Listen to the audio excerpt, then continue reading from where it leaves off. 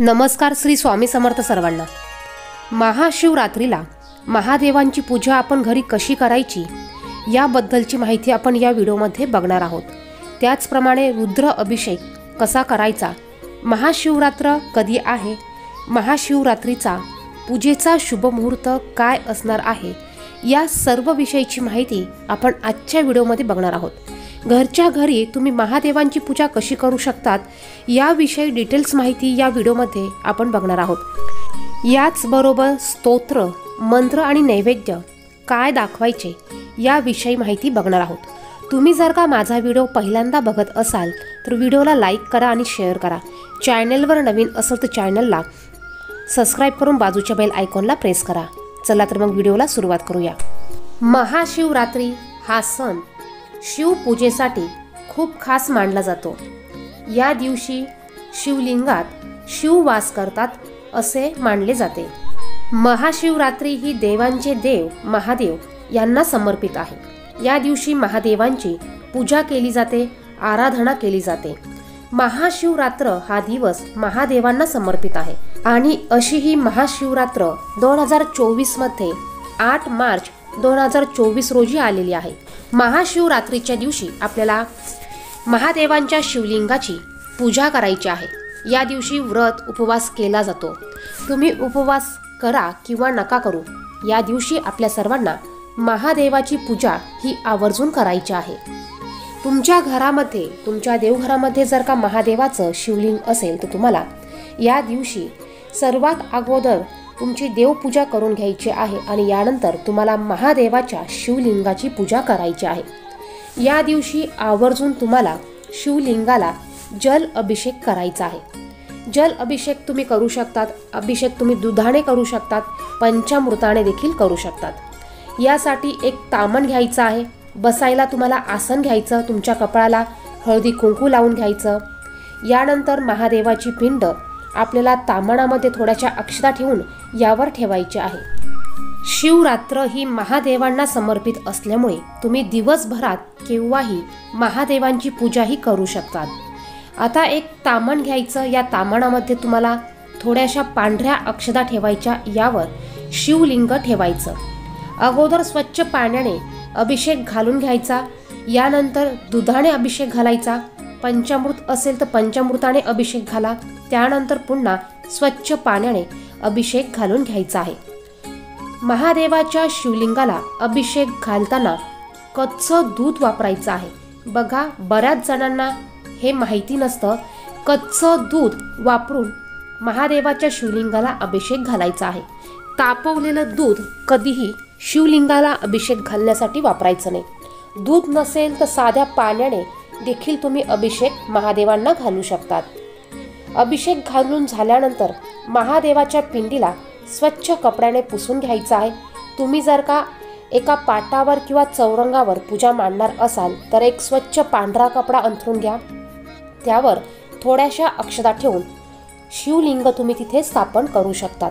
किंवा मग तुम्ही तुमच्या देवघरामध्ये सुद्धा शिवलिंगाची पूजाही करू शकतात। आता महाशिवरात्रीच्या दिवशी काही जण पूर्ण शिव परिवाराची पूजा ही वेगळ्या पाटावर मांडून त्याची पूजा करत असतात। तुम्हाला जर का वेगळ्या पाटावर पूजा मांडायची असेल तर तुम्ही पाट किंवा चौरंग घ्या, त्यावर शुभ्र वस्त्र किंवा पांढरा कपडा तुम्ही अंथरून घ्या। त्यावर तुम्हाला सर्वात अगोदर गणपती बाप्पांची पूजा करायची आहे। गणपती बाप्पांना पाण्याने अभिषेक घालून घ्या, त्यानंतर गणपती बाप्पांची स्थापना तुम्ही पाटावर करा। यानंतर तुमच्या देवघरामध्ये जर का अन्नपूर्णा देवीची मूर्ती असेल तर बघा, अन्नपूर्णा देवी ही पार्वतीचं रूप असल्यामुळे तुम्ही अन्नपूर्णा देवी तुम्ही तामणात घ्या। अन्नपूर्णा देवीला देखील तुम्ही पाण्याने, दुधाने, त्याचप्रमाणे चंदनाने अभिषेक घालून घ्या। त्यानंतर अन्नपूर्णा देवीची मूर्ती तुम्ही स्वच्छ कपड्याने पुसून तिची देखील स्थापना तुम्ही एका वाटीमध्ये थोडेसे तांदूळ ठेवून त्यावर या चौरंगावर किंवा पाटावर करू शकतात। आणि यानंतर तुम्ही शिवलिंगाची स्थापना अभिषेक करून झाल्यानंतर त्या चौरंगावर किंवा पाटावर करायचे आहे।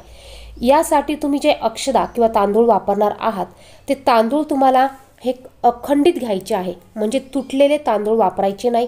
दुसरं म्हणजे कलरचे तांदूळ वापरायचे नाही।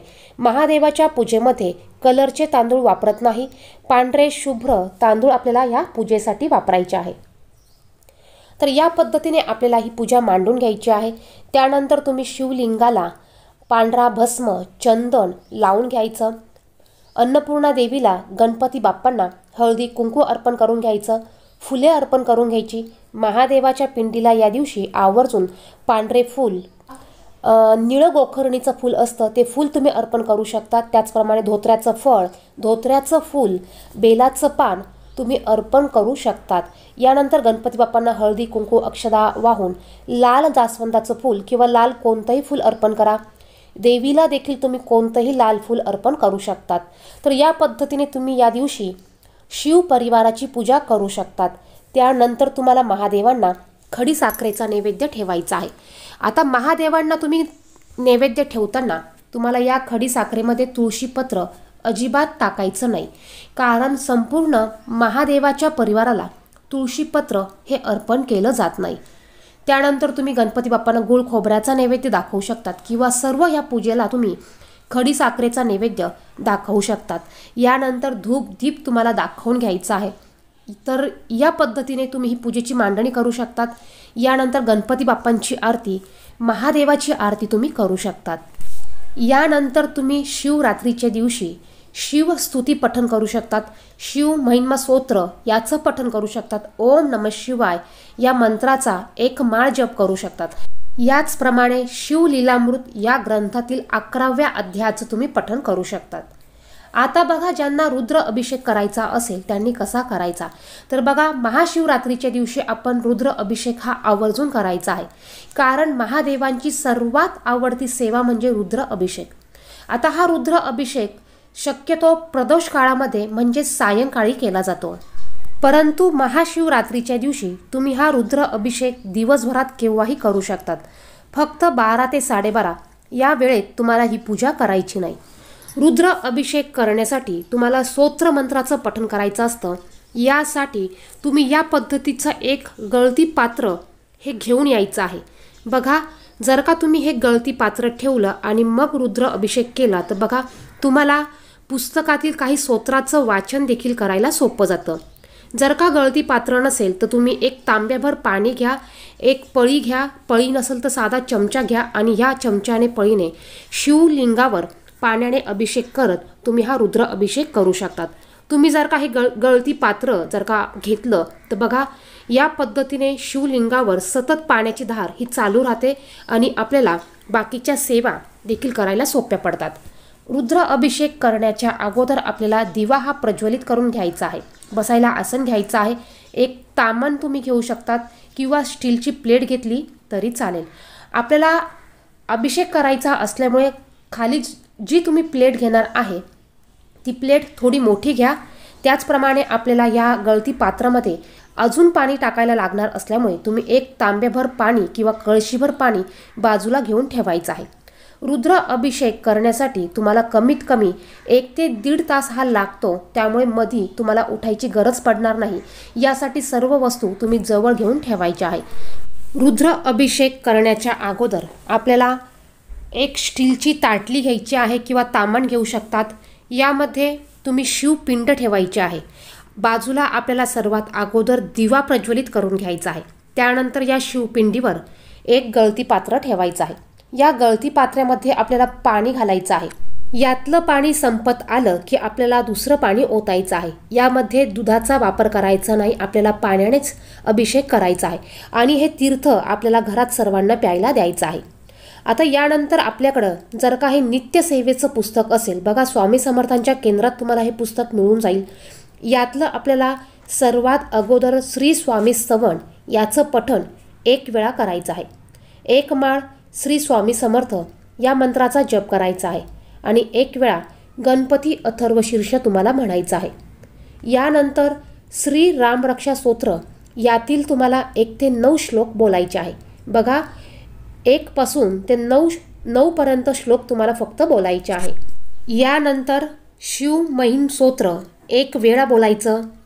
श्री रुद्र अध्याय तुम्हाला चमक सहित, नमक चमक सहित संपूर्ण वाचन 1 वेळा करायचं आहे. बघा, हे संस्कृतमध्ये दिलेलं आहे.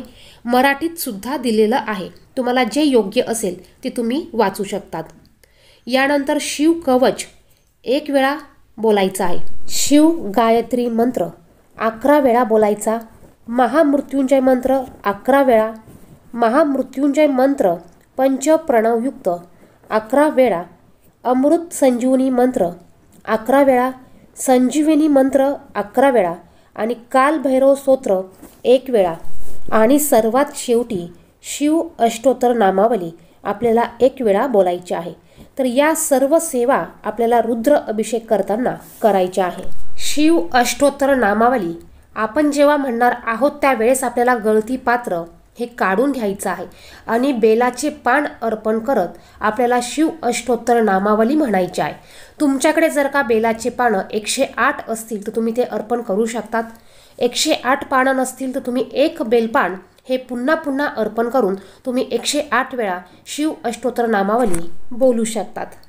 अशा पद्धतीने तुम्हाला हा रुद्र अभिषेक करायचा आहे आणि हे तीर्थ तुम्हाला तुमच्या घरातील सर्वांना प्यायला द्यायचं आहे. त्यानंतर तुम्ही शिवलिंगाची स्थापना करू शकतात. शिवलिंगाला चंदन भस्म लावू शकतात. यानंतर तुम्ही धूप दीप नैवेद्य दाखवून तुम्ही आरती करू शकतात. बघा, सगळ्यात शेवटी तुम्ही महादेवांची आरती करू शकता. तर या पद्धतीने तुम्ही महाशिवरात्रीला महादेवाच्या शिवलिंगाची घरी पूजा करू शकतात. त्याचप्रमाणे या पद्धतीने घरी रुद्र अभिषेक देखील तुम्ही करू शकतात. व्हिडिओमध्ये सांगितलेली माहिती आवडली तर व्हिडिओला लाईक करा. चॅनेलवर नवीन असेल तर चॅनेलला सबस्क्राईब करा. धन्यवाद. श्री स्वामी समर्थ.